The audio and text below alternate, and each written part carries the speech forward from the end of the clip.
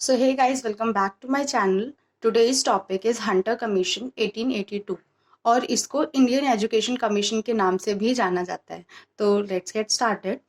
The revolt of 1857 shook the very foundation of British Empire in the country and the administration was taken away from the company and transferred to the crown. जो 1857 के revolt हुए थे उससे British empire जो था उसकी foundation बहुत बुरी तरह से हिल चुकी थी.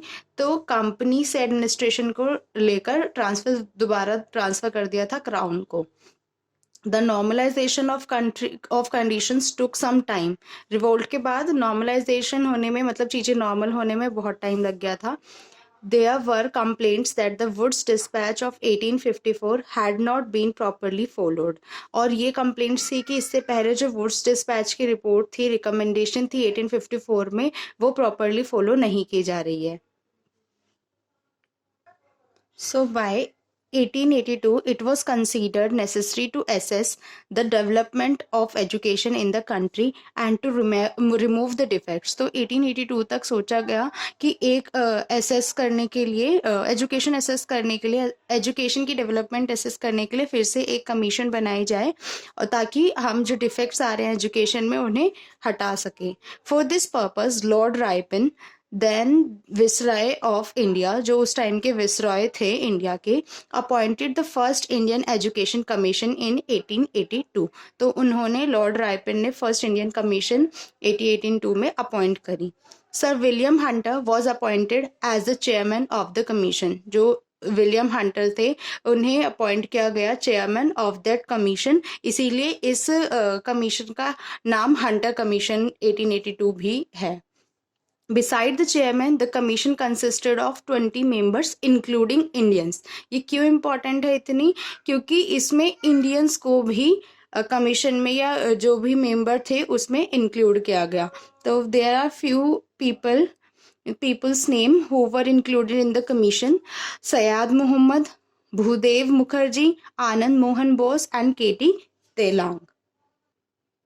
The main aim of the commission was to assess the implementation of the recommendation of Woods Dispatch. जो इस कमीशन का मेन एम ये था कि वो रिकमेंडेशंस जो वुड डिस्पैच में दी गई थी, जो वुड डिस्पैच में बताया गया था कि एजुकेशन को लेकर ये करना चाहिए, उसकी इम्प्लीमेंटेशन को एसेस करना था, जो कि था the position of primary education in India to suggest measure of its reform, the position of secondary education, the position of state institution, the work of the missionaries in the field of education, the attitude of the government toward private expertise, to assess the utility of the grant in aid system.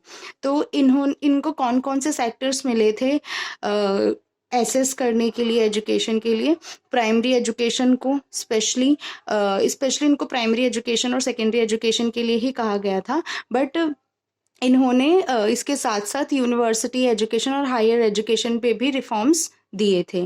और position क्या है institutions की secondary education की India में? The work of the missionaries, उस time पे Wood dispatch में missionaries को भी अलाउ कर दिया था एजुकेशन फील्ड में कि वो भी अपने रिलीजन को प्रीच कर सकते हैं, स्प्रेड कर सकते हैं. The attitude of the government towards private enterprise, private institutions को भी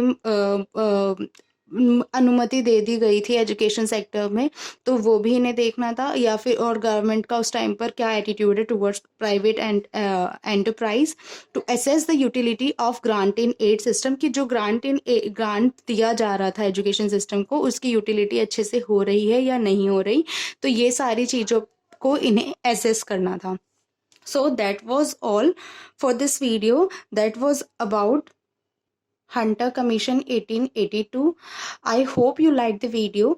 और इसके बाद हम नेक्स्ट वीडियो में हंटर कमीशंस की जो रिकमेंडेशंस थी primary education, higher education, secondary education, women education, इन सब को लेकर वो पढ़ेंगे. So thanks for watching. If you like my video please hit like button and subscribe my channel. Thank you.